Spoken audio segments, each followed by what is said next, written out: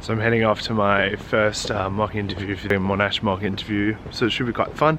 The topic of today's video is why do you want to do medicine but not nursing, a paramedic, or really any profession that helps society? I think a lot of people stress out because maybe in their why medicine answer they're going to talk about how they want to care for others and how they potentially are interested in how hospitals work and that kind of thing.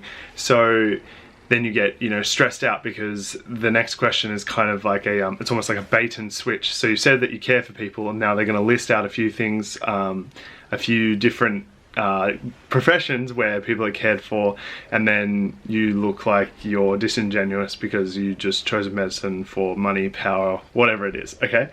So the key thing I think is to talk about the things in medicine that are distinct from those careers. So the key thing that I would say is that I think in all of those professions, of course, and this is the first thing you would say, all of these professions have merits. Ultimately any job in society forms some sort of role. But a doctor has a really deep leadership role for a patient and their journey in hospital that other allied health professionals don't necessarily get. For instance, I personally have friends who have been physios and have now started to do medicine because they feel like there's a ceiling on their practice, and I know the type of person that I am, and if I have limitations on my ability to actually help this person, I'm going to be personally frustrated and not feel the satisfaction with my career that I would otherwise receive if I was in medicine. So that's how I go about answering that.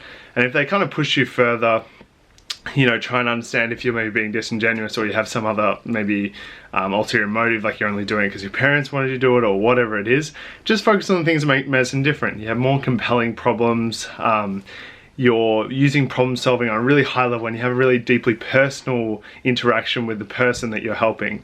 Engineers solve really complicated problems, but they might not ever see the oil that goes to the cars if they're working on a rig, or the products that they're producing as an electrical engineer, or the power lines, transformers, whatever it is.